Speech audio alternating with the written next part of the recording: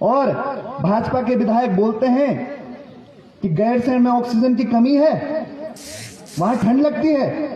मेरा घर गैरसैंण में है, हम पले बड़े वहीं, हमारी पीढ़ियां वहीं पल रही हैं।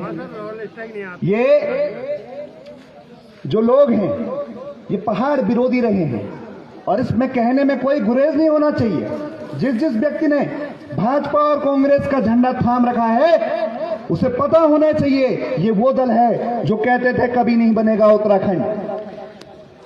जब हमारे लोग सड़कों पर लाठियां खाते थे, गोलियां खाते थे, संघर्ष करते थे, तब यही लोग बोलते थे अरे ये उत्तराखंड बनाएंगे, 4 लोग उत्तराखंड बनाएंगे, ये पिथौरागढ़ से आए हैं, ये देवप्रयाग से आए हैं, ये बनाएंगे उत्तराखंड। और हमारे लोगों ने नारा दिया मंडवा झंगोरा खाएंगे और उत्तराखंड बनाएंगे, और बना रखा है हमने उत्तराखंड। आज हमारा चाहे एक विधायक हो न हो, यदि सत्ता अगर घबराती है तो केवल उत्तराखंड क्रांति दल से, क्योंकि जो अंदर बैठा हुआ है विपक्ष वो मित्र विपक्ष है। उस मित्र विपक्ष के कारण भी इस प्रदेश का ऐसा बंटाधार हुआ है कि आज आपकी भाषा देखिए, गढ़वाली, कुमाऊनी, जौनसारी, भोटिया, बोक्शा, राजी, थारू, इन भाषाओं को जो है राज्य भाषा का दर्जा नहीं मिला। मैं कहता हूं गुजरात की भाषा गुजराती है, पंजाब की पंजाबी, महाराष्ट्र की मराठी, पहाड़ियों तुम्हारी भाषा कौन सी है? तुम्हें तो दर्जा ही नहीं मिला। कुछ नहीं है। जब भाषा को दर्जा नहीं मिला तो तृतीय और चतुर्थ श्रेणी पर वो लोग आ गए जिनको हिंदी आती थी। तो मोदी जी गुजरात की भाषा गुजराती कर गुजरातियों का रोजगार सुरक्षित कर दिया और पहाड़ के रोजगार की मंडी लगा दी। गुजरात में शराब बंद है और शराब बंद करने के बाद एक मुख्यमंत्री इस देश का प्रधानमंत्री बन सकता है, तो हमारे गंगा नदी के तट पर तुमने ठेके क्यों खोले हुए हैं? हमारे धामों के अगल बगल तुमने ठेके क्यों खोले हुए हैं? क्योंकि ये पहाड़ को बर्बाद कर देना चाहते हैं। ये चाहते हैं नशे में झूमते रहें। इनका डाकिया भी हरियाणा से आ गया है, आप लोगों का डाकिया, और राजस्थान से आ गया है एम्स में कर्मचारी। और पटवारी से पूछ लेना कहाँ का है, एसडीएम से पूछ लेना कहाँ का है। और जो सड़क पर ठेली लगा रहा होगा ना वो बोलेगा हाँ मेरे दादा भी था आंदोलन में, राज्य आंदोलन में, हाँ हम ही ने तो बनाया था। इस राज्य के लिए कोई हरियाणा का बलिदान नहीं हुआ, इस राज्य के लिए कोई पंजाब से बलिदान नहीं हुआ, इस राज्य के लिए बलिदान हुआ तो हमारे पहाड़ की कंदराओं से लोग बलिदान हुए। टोपी फतोली वाले, नथुनी पिछोड़ी वाले, वो मालिक है इस प्रदेश के। आप सब मालिक हैं इस प्रदेश के। ये हमारा राज्य है, हमारा घर है। यहां के कण कण पर अगर अधिकार है तो वो हमारा अधिकार है।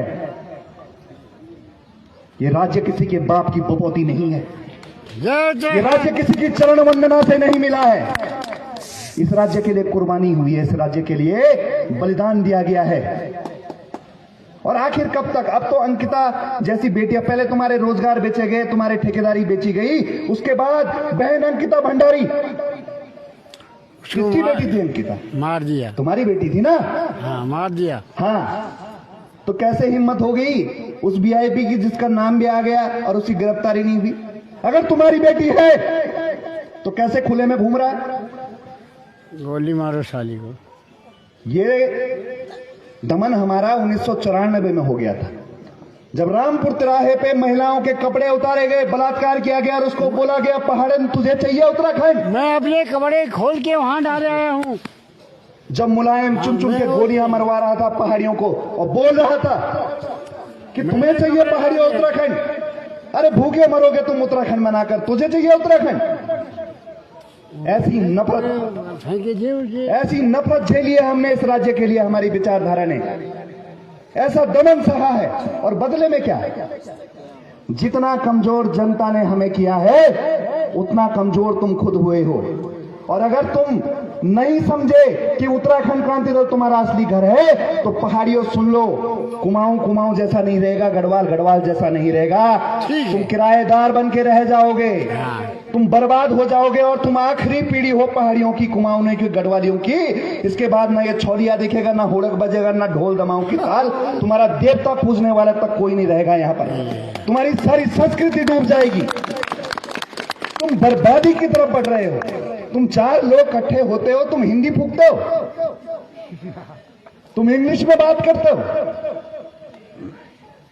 महाराष्ट्र का कितना भी बड़ा सेठ हो वो मराठी में बात करता है। बड़े बड़े नेता भी बोल देते हैं केम छो, तो हमें दिक्कत क्या हो रही है? भलेर छो कसर छो, क्या दिक्कत है हमें? निकोस है। ये जो दमन है ये तुम्हारा जानबूझ के किया गया है, और दमन सबसे पहले भाषा का किया जाता है।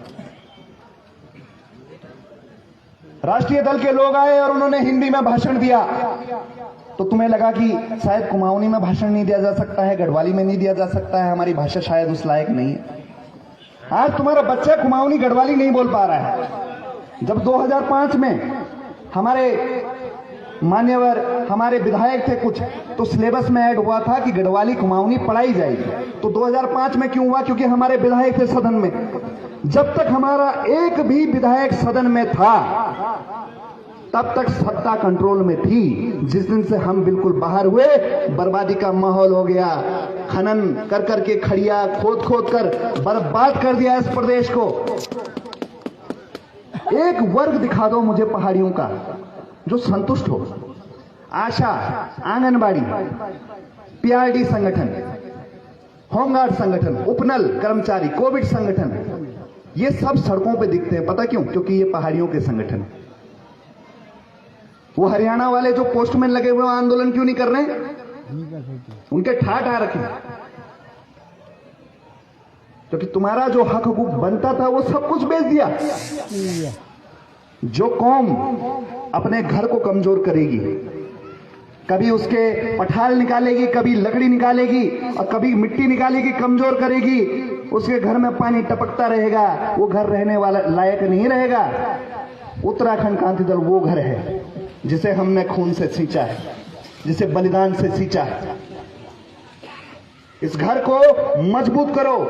और युवाओं से कहता हूं, अरे जवानी संघर्ष के लिए होती है, जवानी कहानी लिखने के लिए होती है। जवानी ऐसे बिस्तर पे पढ़ने के लिए, नशे में पढ़ने के लिए नहीं होती है। इस जवानी में तुम्हारा खून उबाल मारना चाहिए। और ये जवानी जिस तरह काशी श्रृंगेरी जी ने मान लिया, इस राज्य को दी, हम भी तैयार हैं अपनी जवानी खपाने के लिए, इस राज्य के लिए। हम जिएंगे तो उत्तराखंड के लिए, हम मरेंगे तो उत्तराखंड के लिए। जब हम घाट पे भी जाएंगे तो ये झंडे को लेके जाएंगे, जय उत्तराखंड के नारे के साथ जाएंगे, जय पहाड़, जय पहाड़ी के नारे के साथ जाएंगे। इस संस्कृति, इस भाषा, इस बोली, इस पहचान को अमर करके जाएंगे, ताकि हमारी जो आने वाली पीढ़ियां बोले कि हमारे अधिकार बचाए हमारे लोगों ने। बाला साहब की कितनी इज्जत होती है महाराष्ट्र में, आप देखिए। उन्होंने अपने कौम के लिए काम किया, अपने लोगों के लिए काम किया। इसी तरह आपको भी विरासत अपनी बचानी है, आने वाली पीढ़ियों को एक बेहतर भविष्य देना है। बहुत सारे मुद्दे हैं, बहुत सारे वक्तव्य हैं, दर्द बहुत भरा पड़ा है। और मैं सभी से चाहता हूं कि आप केवल हमारे साथ फोटो खिंचाने तक, वीडियो बनाने तक, नारे लगाने तक, मेल झोल रखने तक इतना मत रखिए। आप केवल आपने झंडा पकड़ना है, आपने बूथ मजबूत करना है। इतने लोग अगर एक एक बूथ के हैं, सब अगर ये संकल्प ले लें तो 11,500 बूथ उत्तराखंड में है। और 11,500 अगर हर युवा अपने गांव से बोले कि मैं अपना बूथ मजबूत करूंगा, लेकर आगे जाऊंगा बूथ को, तो सत्ता बनाना कोई बड़ा विषय नहीं है। बूथ मैनेजमेंट की हमें बहुत जरूरत है।